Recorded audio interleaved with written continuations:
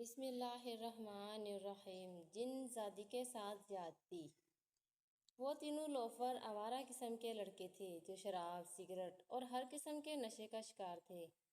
اب ان سے محبت تو کوئی کر ہی نہیں سکتا تھا، یہاں تک کہ ان کے اپنے گھر والے بھی ان سے تنگ تھے، اور وہ تینوں بھی کسی کی محبت کے انتظار میں نہیں تھے۔ انہوں نے بھی گاؤں سے دور کھیتوں میں اپنی ایک علیحدہ دنیا بنائی ہوئی تھی تاکہ گاؤں والے انہیں تنگ نہ کریں اور وہ گاؤں والوں کو تنگ نہ کر سکیں۔ رات کو وہ لڑکے گاؤں کے کھیتوں میں بیٹھ کر ساری رات نشہ کرتے، لیکن ایک بار ان کی زندگی میں ایک ایسی عجیب و غریب رات آئی کہ ان کی زندگی ہی بدل گئی۔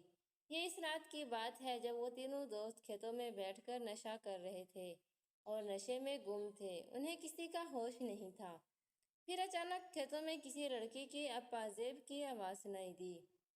حمزہ نے پازیب کی آواز سن لی اور اپنے دوستوں سے بولا، یار میں نے ابھی کسی لڑکی کی پازیب کی آواز سنی ہے۔ روشن نے گھور کر حمزہ کو دیکھا اور لاپرواہی سے کہا، تیرے کان بج رہے ہیں، اتنی رات کو یہاں کون لڑکی ہو سکتی ہے؟ کھیتوں میں، ضرور تو نے آج نشہ زیادہ کیا ہے۔ حمزہ کی بات پہ روشن اور عمران کسی نے یقین نہیں کیا اور حمزہ بھی دوبارہ سگریٹ پینے میں مصروف ہو گیا، یہ سوچ کر شاید واقعی آج اس نے نشہ زیادہ کر لیا ہو، اس لیے اسے ایسی آواز سنائی دی۔ جب وہ سب اس آواز کو نظر انداز کر کے ایک بار پھر سگریٹ پینے لگے۔ ٹھنڈی ٹھنڈی ہوا چل رہی تھی، لیکن ان سب کے جسم جیسے لوہے کے بنے ہوں، انہیں کچھ محسوس ہی نہیں ہو رہا تھا۔ تھوڑی دیر بعد لڑکی کی پازیب کی آواز پھر سے سنائی دی۔ اب کی بار وہ تینوں دوست نے سن لی اور سب کے کان کھڑے ہو گئے۔ سب حیران ہو کر ایک دوسرے کو دیکھنے لگے۔ حمزہ فوراً بولا، دیکھا، میں نے کہا تھا نا کہ یہاں کسی لڑکی کی پازیب بج رہی ہے، لیکن میری بات کوئی سنتا ہی نہیں۔ عمران نے حیرانگی سے کہا، ابے یار، یہاں سچ مچ میں کسی کی پازیب کی آواز آ رہی ہے، لگتا ہے کوئی لڑکی ہے یہاں پہ۔ وہ تینوں دوست نشہ چھوڑ کر کھڑے ہوئے، لیکن اتنی رات کو یہاں کون لڑکی ہو سکتی ہے؟ کسی لڑکی کا رات کے 2 بجے ان کھیتوں میں کیا کام؟ روشن شیطانی مسکراہٹ سے بولا، یہ تو اس لڑکی کو دیکھ کر ہی پتہ چلے گا کہ وہ یہاں کیا کر رہی ہے۔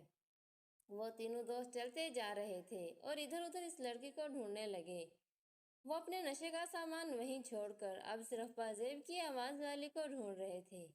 رات کا وقت تھا، ہر طرف گھپ اندھیرا پھیل چکا تھا اور وہ تینوں لڑکے اس پازیب کی آواز کو سنتے ہوئے اس لڑکی کو تلاش کر رہے تھے۔ پھر اچانک ان تینوں کو ایک درخت کے پیچھے بہت ہی خوبصورت لڑکی نظر آئی۔ وہ سب حیران ہو کر اس لڑکی کو دیکھنے لگے۔ اتنی خوبصورت لڑکی وہ اپنی زندگی میں پہلی بار دیکھ رہے تھے۔ جانے وہ کون تھی اور اتنی رات کو کھیتوں میں کیا کر رہی تھی؟ انہوں نے پہلے تو کبھی کھیتوں میں کوئی لڑکی نہیں دیکھی تھی۔ عمران نے اس لڑکی کو دیکھ کر حیرانی سے کہا، او تیری، یہ لڑکی کون ہے اور یہاں کیا کر رہی ہے؟ حمزہ نے شاطرانہ انداز میں کہا، ابے جو بھی ہے، ہمیں اس سے کیا، چلو اس کے پاس چلتے ہیں اور اس سے بات کرتے ہیں۔ بہت ہی دھماکہ لڑکی ہے، ایسی لڑکی تو پوری دنیا میں نہیں ہوگی۔ حمزہ کی بات پہ وہ تینوں اس لڑکی کے پاس جانے لگے۔ وہ لڑکی بھی ان تینوں کو دیکھ چکی تھی اور کافی حیران بھی تھی۔ وہ تینوں اس لڑکی کے پاس پہنچ کر بولے، کون ہیں آپ اور اتنی رات کو یہاں کھیتوں میں کیا کر رہی ہیں؟ وہ لڑکی اول تو ان تینوں کو وہاں دیکھ کر ہی کافی ڈر رہی تھی اور اب ان کے سوال سے مزید گھبرا گئی اور گھبراتے ہوئے بولی، میں چلتی ہوں یہاں سے، رات بہت ہو گئی ہے۔ وہ لڑکی ان تینوں کو دیکھ کر وہاں سے جانے لگی۔ جب عمران نے روشن کو کونی مار کر کہا، ابے یار، اتنی اچھی لڑکی ملی ہے، کیا اسے یوں ہی جانے دو گے؟ اسے پکڑو، آج کی رات ہم تینوں کا دل بہلائے گی۔ حمزہ اور روشن عمران کی بات پر تیزی سے بھاگے اور اس لڑکی کے سامنے جا کر کھڑے ہو گئے۔ وہ لڑکی اس طرح اپنا راستہ روکے جانے پر حیران ہوئی اور غصے سے بولی، راستہ کیوں روکا ہے تم لوگوں نے؟ چلو پیچھے سامنے سے ہٹو۔ عمران غور سے اس لڑکی کے جسم کا جائزہ لینے لگا، پھر آوارگی سے بولا، ہٹ جائیں گے، تمہارے راستے سے بھی اتنی جلدی کیا ہے؟ ذرا ہمارے ساتھ چلو، ہمیں خوش کر دو، پھر جانے دیں گے تمہیں۔ اس لڑکی نے نظریں اٹھا کر گھورتے ہوئے ان تینوں لڑکوں کو دیکھا اور غصے سے بولی، تم لوگ نہیں جانتے میں کون ہوں، اگر تم تینوں کو پتہ چل جائے میں کون ہوں تو یہاں کھڑے رہنے کی ہمت نہیں کر پاتے۔ اس لڑکی کی بات پر وہ تینوں ہنسنے لگے۔ پھر روشن بولا، چلو اب نخرے نہ کرو اور ہمارے ساتھ چلو۔ آج کی رات ہمارے ساتھ گزارو، پھر جہاں جانا ہے چلی جانا۔ اب یہ نہ کہنا کہ تم شریف لڑکی ہو، کیونکہ کوئی بھی شریف لڑکی اتنی رات کو کھیتوں میں نہیں گھومتی۔ روشن کی بات سن کر اس لڑکی نے کھا جانے والی نظروں سے اسے دیکھا اور چیخ کر بولی، مرو گے تم سب، جانتے نہیں میرے بارے میں کہ میں کون ہوں۔ میں لڑکی نہیں ہوں، میں ایک جن زادی ہوں۔ اس لڑکی کی بات پر تینوں دوست پھر زور زور سے ہنسنے لگے اور اس لڑکی کا مذاق اڑاتے ہوئے عمران بولا، اچھا تو تم جن زادی ہو، اچھا طریقہ ہے خود کو بچانے کا، لیکن یاد رکھو آج ہم کسی قیمت پر تجھے چھوڑنے والے نہیں ہیں۔ وہ لڑکی عمران کی بات سن کر مزید غصے میں آ گئی اور اس نے ایک زوردار تھپڑ عمران کے منہ پر مارتے ہوئے کہا، میں نے کہا نا میں انسان نہیں ہوں، سمجھ میں نہیں آ رہی تم لوگوں کو، جانے دو مجھے، دیر ہو رہی ہے، ہٹو میرے سامنے سے۔ عمران ایک تھپڑ کھا کر آگ بگولا ہو گیا اور اس نے لڑکی کو ایک دھکا دیا جس سے وہ کھیتوں میں جا گری۔ روشن اور حمزہ نے اس لڑکی کو بازوؤں سے پکڑ لیا اور عمران اپنے کپڑے اتارنے لگا۔ وہ لڑکی زور زور سے چیخ رہی تھی لیکن روشن اور حمزہ اسے قابو کیے ہوئے تھے۔ عمران آگے بڑھتا جا رہا تھا، شیطانی مسکراہٹ اس کے چہرے پر تھی جبکہ اس لڑکی کی آنکھوں میں خوف و ہراس پھیل گیا۔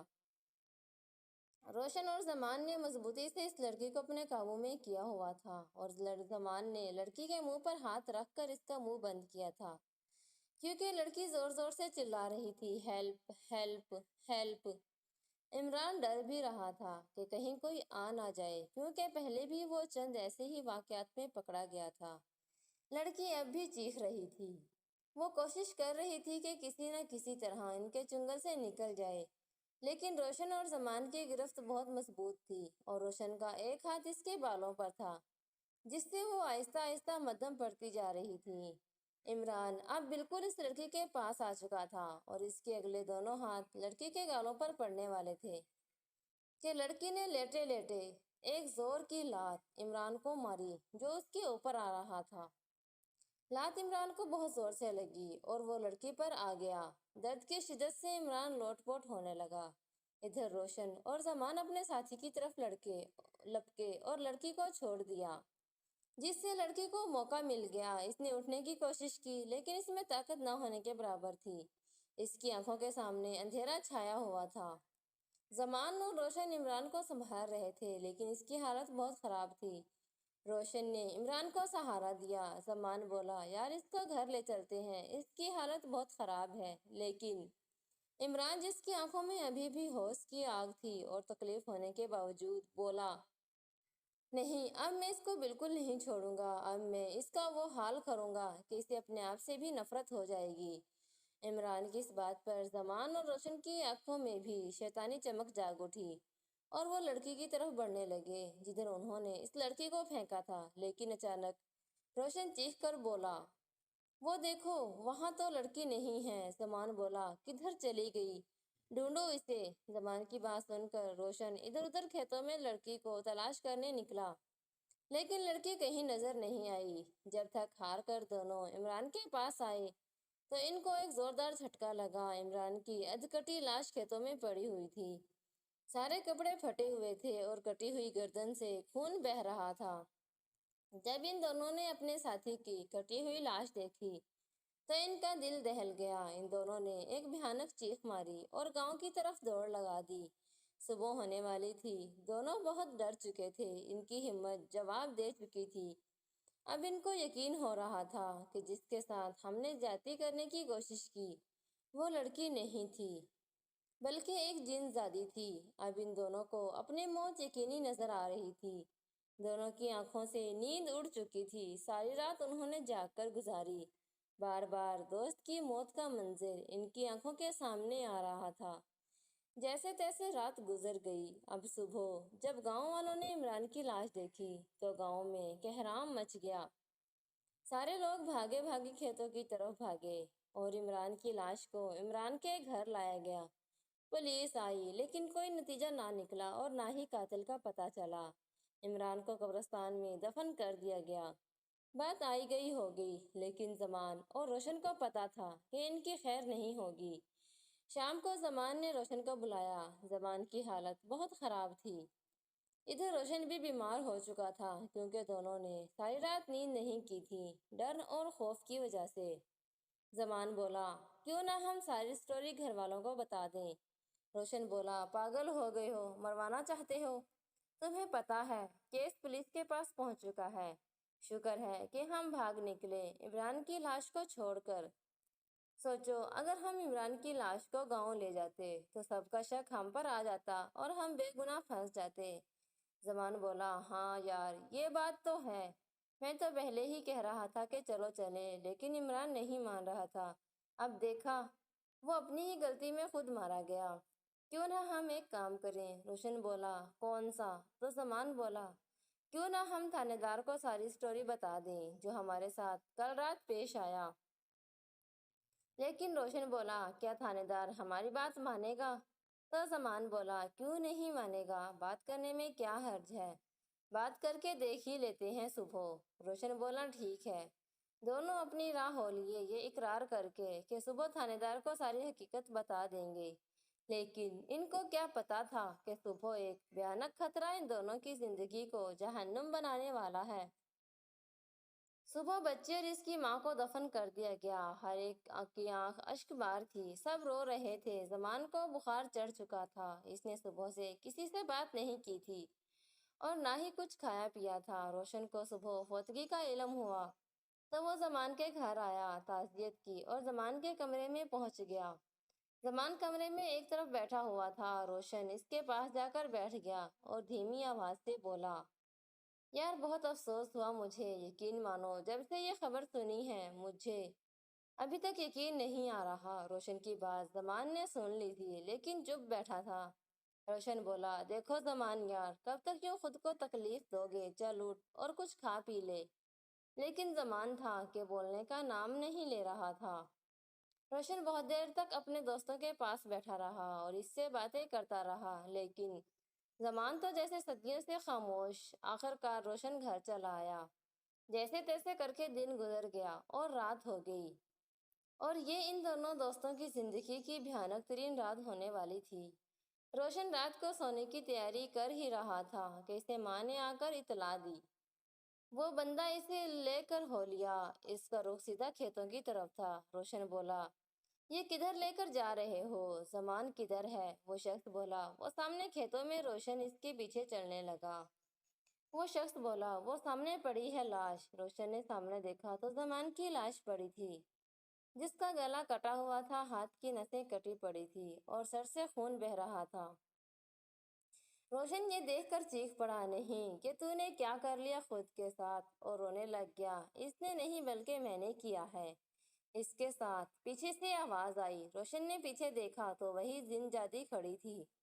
یہ دیکھ کر روشن کا دل دہل گیا۔ اچانک روشن کو سب یاد آ گیا۔ یہ تو وہی جگہ تھی جہاں انہوں نے زن زادی سے زیادتی کی کوشش کی تھی اور جہاں عمران کو زن زادی نے مار ڈالا تھا۔ جن زادی روشن سے بولی، یاد کرو، یہ وہی جگہ ہے، کچھ آیا یاد؟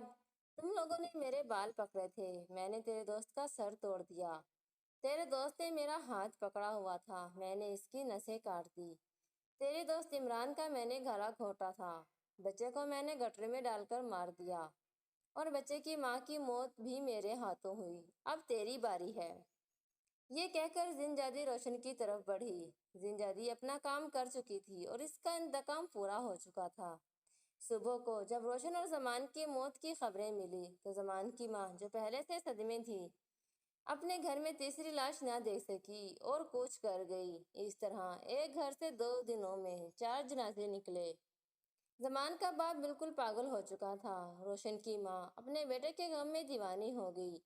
وہ رات کو گھر سے نکلی اور پھر کبھی نہ آئی۔ ادھر عمران کا گھر بھی جو اجڑ چکا تھا۔ زمان ماں باپ کا اکلوتا بیٹا تھا اور واحد کفیل تھا جس سے ان کے گھر میں فاقے آنے لگے۔ زنجادی اپنا انتقام پورا کر چکی تھی، لیکن ایک وعدہ جو اس نے زمان سے کیا تھا کہ تو اپنی ماں اور باپ کا جنازہ خود دیکھے گا، وہ پورا نہ کر سکی کیونکہ زمان بالکل دیوانہ ہو گیا تھا اور وہ یہ صدمہ دیکھنے سے پہلے ہی چلا گیا۔ اس طرح ایک جن زادی کی وجہ سے 3 خاندان برباد ہو گئے۔ غلطی جن زادی کی نہیں تھی بلکہ ان تینوں کی تھی، جن کی وجہ سے سزا ان کے گھر والوں کو ملی۔